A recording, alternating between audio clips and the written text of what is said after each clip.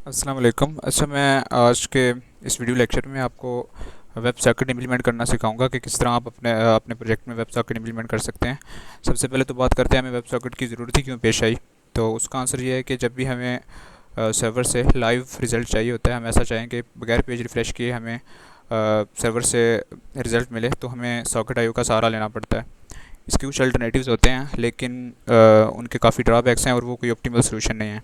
जैसे कि for example live comment system और चैट सिस्टम में हमें सॉकेट आईओ का सहारा लेना पड़ता है। तो अगर आपके भी प्रोजेक्ट में इस तरह का कोई काम है जिसमें आप लाइव रिज़ल्ट लेना चाहते हैं, तो ये आपके लिए काफ़ी हेल्पफुल होगा। तो पहले मैं आपको दिखा देता हूँ कि ये सिंपल एक पेज है क्लाइंट साइड पे। इस पर एक टेक्स्ट एरिया और एक बटन है।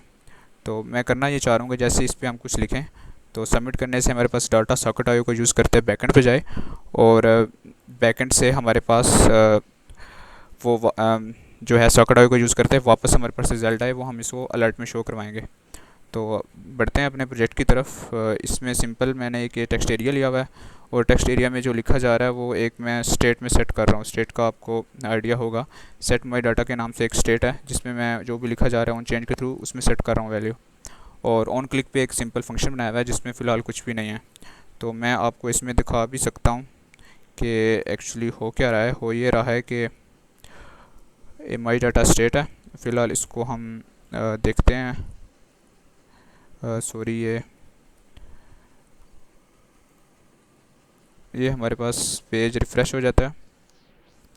तो इसमें हमने कुछ भी लिखा, तो हमने जैसे ही किया ये हमें वो स्टेट की वैल्यू सिंपल दे रहा है। तो अभी हमने इस वैल्यू को बैकएंड पे लेके जाना है, और बैकएंड जो है सर्वर इसको वापस भेजेगा सॉकेट आईओ। इसमें आपकी दोनों चीज़ें क्लियर हो जाएंगी कि हम किस तरह क्लाइंट से सर्वर पे रिक्वेस्ट भेज सकते हैं और सर्वर से वापस क्लाइंट पे ले सकते हैं। तो इसमें दोनों चीज़ें आपकी दोनों रस क्लियर हो जाएंगी। इसमें मैं कोई मुश्किल एग्जांपल भी ले सकता था, लेकिन एक तो वीडियो काफ़ी लंबी हो जाएगी, और इसको ही आप यूज़ करते हैं सिंपल को आप लाइव कमेंट सिस्टम बना सकते हैं। कुछ भी आप इस तरह की चीज़ इंप्लीमेंट कर सकते हैं। तो बढ़ते हैं अपने इस काम की तरफ। तो सबसे पहले तो मैं आपको क्लाइंट साइड पे सेटअप दिखा देता हूँ कि हुआ क्या है। सिंपल एक सॉकेट आईओ पैकेज है, ये आपने पहले npm करके इंस्टॉल कर लेना है क्लाइंट साइड पे। और इसी तरह सर्वर साइड पे भी ये है, ये सॉकेट आईओ के नाम से है, वो सॉकेट आईओ क्लाइंट के नाम से है। आपने सिंपल npm इंस्टॉल लिख के ये वैल्यू लिखेंगे तो आपके पास जो है वो आ जाएगा। इसी तरह आपने सर्वर साइड पे भी ये इंस्टॉल कर लेना है। तो इंस्टॉल करने के बाद इस पेज पे तो, और इसके बाद आपने एक एंड पॉइंट बनाना होता है कि आप किस एड्रेस पे जाके आप हिट करना चाह रहे हैं, अपना सॉकेट आईओ का जो डाटा है वो भेजना चाह रहे हैं।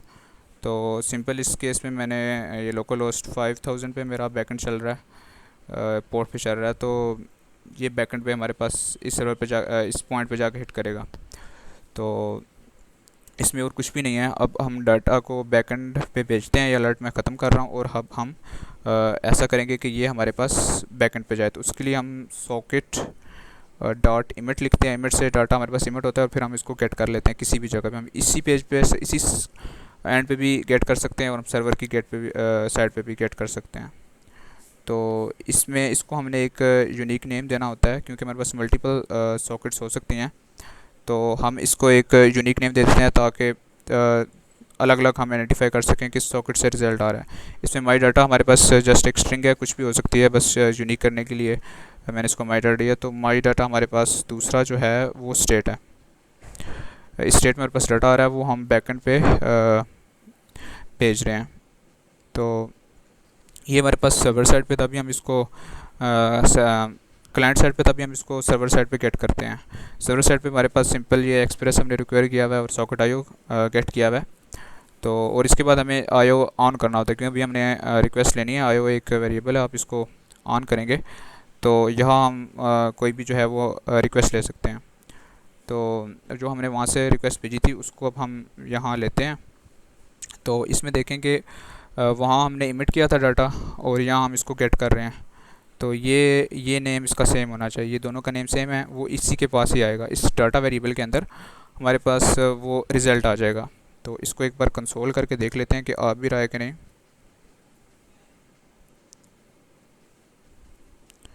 इसको मैं रिफ़्रेश किया, हम यहाँ पे इसकी वैल्यूज़ जो है वो देख सकते हैं। तो अभी हम इसको भी एक दफ़ा रिफ़्रेश खुद ही हो गया। इसमें मैं कुछ भी लिखता हूँ तो मैंने जैसे ही भेजा तो हमारे पास ये बैकएंड मेरे पास आ रहा है, ये सॉकेट के थ्रू आ रहा है। इसमें जैसे मैं लिखता हूँ फ्रॉम क्लाइंट साइड, तो हमारे पास इसको हमने किया तो ये हमारे पास बैकएंड पे हमारे पास इसका रिज़ल्ट आ गया। अब ये तो मैं गेट हो गया सॉकेट। अभी हम चाहते हैं कि इसको वापस जो है वो भेजें सर्वर साइड पे, ताकि उसको पेज बगैर पेज रिफ़्रेश किए वो रिज़ल्ट मिल जाए। तो जैसा कि हमने आगे वहाँ सॉकेट इमेट का यूज़ किया था, अब हम सॉकेट ब्रॉडकास्ट यूज़ करते हैं। यूज़ वो इसलिए करते हैं ताकि हमारे पास जितने लोग भी क्लाइंट एंड यूज़ कर रहे हैं, 10 हैं, 20 हैं, 40 हैं, तो वो सबके पास डाटा चला जाए। इसमें हम ये मैं आपको करके दिखाता हूँ। सॉकेट डॉट ब्रॉडकास्ट और डॉट इमेट, और इसके अंदर हम लिखेंगे कि इसमें हमें वही काम जो हमने पहले किया है कि एक यूनिक वैल्यू देनी होती है। तो इस केस में मैं क्लाइंट दे देता हूँ, और साथ हमने डाटा देना है जो हम अब भिजवा रहे हैं बैकएंड पे, तो वो हमारे पास इस डाटा के अंदर आ रहा है जो हम क्लाइंट साइड पे भिजवा रहे हैं। तो मैंने यहाँ डाटा लिख दिया।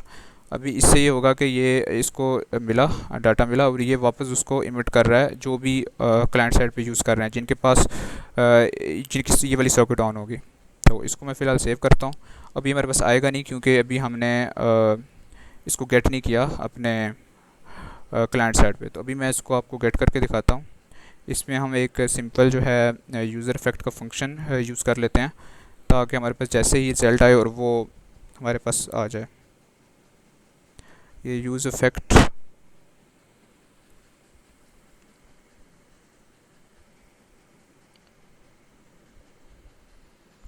इसको हम इसके अंदर अभी हम लिखेंगे, और इसको हमने इनफाइनाइट स्टेट से बचाने के लिए हमें ये देना होता है, एक नल पास करवा रहा हूँ ताकि इनफाइनाइट लूप वगैरह ना बने। तो इसके अंदर अगेन हम सॉकेट ऑन करेंगे।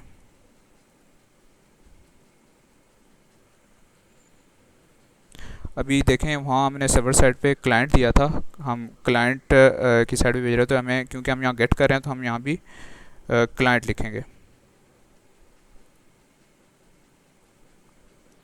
हमने यहाँ क्लाइंट लिखा और साथ हमने वो देना है जो डाटा हमारे पास आएगा।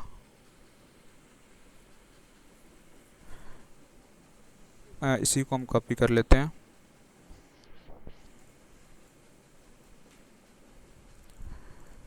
इसी को हम कॉपी करके जस्ट इसको चेंज कर देते हैं। इस वक्त हमारे पास क्लाइंट नाम से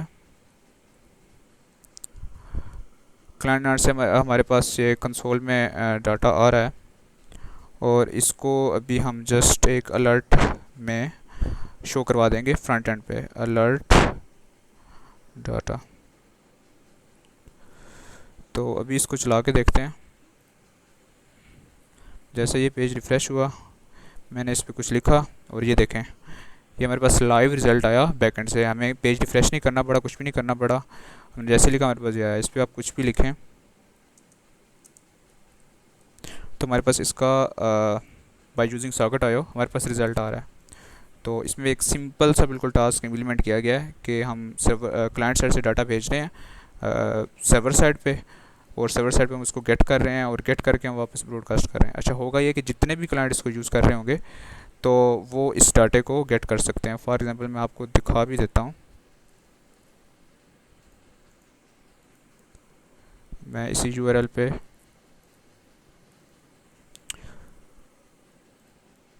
यही टेस्ट खुला हमारे पास, और ये अब एक डिफरेंट ब्राउज़र है, एक डिफरेंट लिंक है। तो अभी हम इसमें कुछ लिखते हैं तो आप देखिएगा कि उस पे भी हमारे पास दूसरी साइड पे भी रिज़ल्ट आ रहा है। इसमें मैंने सईद लिखा और सेंड किया, हमारे पास इधर तो रिज़ल्ट आया ही आया, लेकिन देखें हमारे पास एट अ टाइम यहाँ भी रिज़ल्ट आया। तो ब्रॉडकास्ट यही कर रहा है कि दोनों क्लाइंट पे भेज रहा है। शुक्रिया जनाब।